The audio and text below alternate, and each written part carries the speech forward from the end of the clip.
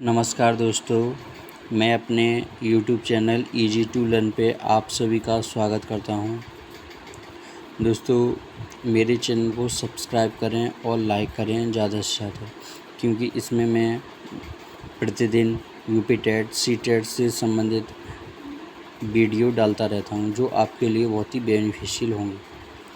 अगला जो हमारा टॉपिक है वो है वंशानुक्रम एवं वातावरण। वंशानुक्रम एवं वातावरण से बहुत ही अच्छे क्वेश्चन पूछे जाते हैं यूपी टेट में। ठीक है दोस्तों, अब पढ़ते हैं हम लोग वंशानुक्रम है क्या। वंशानुक्रम को पैतृकता या वंश परंपरा या आनुवंशिकता भी कहा जाता है। ठीक है दोस्तों, पूर्वजों के द्वारा हस्तांतरित किए गए गुणों के मिश्रित समूह को ही हम लोग वंशानुक्रम कहा जाता है। ठीक है, इसमें अगला बढ़ते हैं। अतः वंशानुक्रम जन्मजात गुणों का योगफल है। जीव विज्ञान के अनुसार निषेचित अंड में उपस्थित समस्त संभाव्य गुणों का योगफल ही वंशानुक्रम कहलाता है। ठीक है दोस्तों, अब आप समझ गए होंगे वंशानुक्रम एवं वातावरण है क्या। अगला है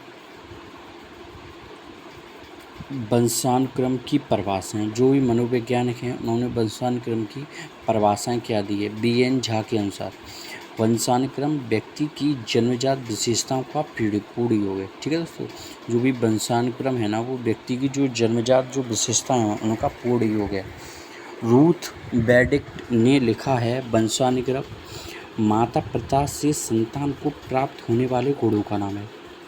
जो रूथ बेनेडिक्ट है उन्होंने ये लिखा है, जो भी वंशानुक्रम हो माता पिता से संतान को प्राप्त होने वाले गुणों का नाम है। जेम्स ट्रेवर जो मनोवैज्ञानिक, उन्होंने लिखा है शारीरिक तथा मानसिक जो भी विशेषताएं हैं उसका माता पिता से संतान को हस्तांतरण होना वंशानुक्रम। ठीक है दोस्तों, जो भी शारीरिक तथा जो मानसिक विशेषताएं वो माता पिता से संतान को हस्तांतरण होती हैं। वंशानुक्रम में वे सभी बातें आ जाती हैं जो जीवन का आरंभ करते समय जन्म के समय नहीं, वरन गर्भधान के समय जन्म से लगभग 9 माह पूर्व व्यक्ति में उपस्थित। ठीक है दोस्तों, आगे बढ़ते हैं। वंशानुक्रम की प्रक्रिया पुरुष और स्त्री के प्रत्येक जो भी सेल होते हैं, प्रत्येक कोष में 23 गुणसूत्र क्रोमोसोम होते हैं। संयुक्त कोष में 23 जोड़े गुणसूत्र होते हैं। मन ने लिखा है, जो मन एक मनोवैज्ञानिक, उन्होंने लिखा है हमारी असंख्य परंपरागत विशेषताएं इन 46 गुणसूत्र में निहित रहती हैं। ये विशेषताएं गुणसूत्र में विद्यमान पैतृक जीन्स में होती हैं। ठीक है दोस्तों, आगे बढ़ते हैं। प्रत्येक गुणसूत्र में पैतृक, ठीक है ना, पैतृक जीन्स की संख्या 40 से 100 होती है प्रत्येक गुणसूत्र में। प्रत्येक जीन्स एक गुण या विशेषता निर्धारित करता है, प्रत्येक जीन्स। अगला है, इस प्रकार बालक अपने माता पिता से करीब 2300 प्लस 2300 अर्थात 4600 गुण या विशेषताएं प्राप्त करते हैं। अगला है वंशानुक्रम के नियम वर्ग। जो भी वंशानुक्रम के नियम क्या हैं, जो भी प्रवर्तक बीज कोषों की निरंतर जो भी नियम है वो दिया है बीजमैन ने। पैतृक गुणों की आंशिकता का नियम फ्रांसिस गाल्टन। अर्जित गुणों के स्थानांतरण का नियम लेमार्क। मेंडल की आनुवंशिकता का नियम ग्रेगर चॉलमैन। ठीक है दोस्तों, अगला टॉपिक पढ़ते हैं वातावरण, एनवायरनमेंट। वातावरण है क्या। वातावरण के लिए पर्यावरण शब्द का प्रयोग किया जाता है। पर्यावरण परिधन आर अर्थात चारों ओर से ढकने वाला।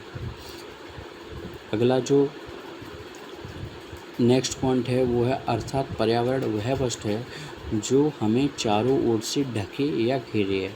दूसरे शब्दों में कहा जा सकता है व्यक्ति के चारों ओर जो कुछ है वह उसका पर्यावरण। ठीक है दोस्तों, अब इसकी परिभाषा पढ़ लें। पर्यावरण से क्वेश्चन पूछे जाते हैं। रॉस के शब्दों में मौजूद रॉस मनोवैज्ञानिक, उन्होंने कहा है वातावरण वह बाहरी शक्ति है जो हमें प्रभावित करती है। बेयरिंग लैंगफिल्ड व बेल्ड ने लिखा है पैतृकों के अलावा व्यक्ति को प्रभावित करने वाली प्रत्येक वस्तु वातावरण है। जिसवर्डिक मनोवैज्ञानिक, उन्होंने लिखा है वातावरण वह वस्तु है जो किसी अन्य वस्तु को घेरे हुए है और उस पर सीधे अपना प्रभाव डालते हैं। ठीक है दोस्तों। कुछ अन्य जो भी परीक्षा उपयोगी तथ्य पूछे जाते हैं वो वंशानुक्रम और वातावरण से पूछे जाते हैं। वो कौन कौन से हैं देखते हैं आगे। वंशानुक्रम जन्मजात एवं प्रकृति जन्य होता है। अगला पॉइंट है वातावरण अर्जित व पोषण पर आधारित होता है। जैविक मनोवैज्ञानिक वंशानुक्रम को अधिक महत्व देते हैं। वातावरणीय मनोवैज्ञानिक वातावरण को अधिक महत्व देते हैं। आधुनिक मनोवैज्ञानिक दोनों को महत्व, जो भी आधुनिक जो मनोवैज्ञानिक है ना वो दोनों को महत्व देते हैं। वंशानुगत सिद्धांत का बीज रूप अरस्तु में प्राप्त होता है। 1865 में यूरोप के ऑस्ट्रिया देश के ब्रून नामक शहर के प्रमुख पादी ग्रेगर जो मेंडल थे मूल जो नियम बताकर आधुनिक आनुवंशिकी की नींव डाली थी। किसने? ब्रून नामक शहर के पादरी ग्रेगर जॉन मेंडल। ठीक है दोस्तों। अगला है बुडवर्थ जो मनोवैज्ञानिक उन्होंने कहा है बीज में वृक्ष बनने की संभावना निहित रहती है। जो बीज है उसमें वृक्ष बनने की संभावना निहित रहती है, लेकिन वातावरण के आधार पर उसका विकास का स्तर निश्चित दोनों में से किसी एक के अभाव में वृक्ष का समुचित ढंग से विकसित होना संभव नहीं है।